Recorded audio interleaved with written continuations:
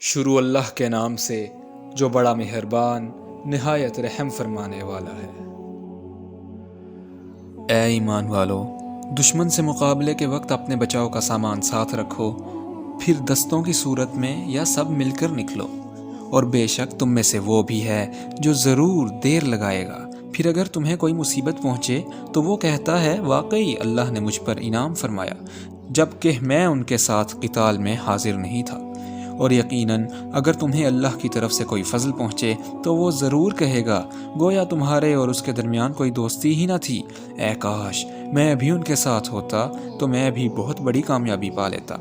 بس چاہیے کہ وہ لوگ اللہ کی راہ میں قتال کریں جو دنیا کی زندگی کا آخرت کے بدلے سودا کر چکے ہیں، اور جو کوئی اللہ کی راہ میں قتال کرتا ہے پس اگر وہ قتل یعنی شہید کیا جائے یا غالب آ جائے تو ہر صورت میں عن قریب ہم اسے اجر عظیم عطا فرمائیں گے۔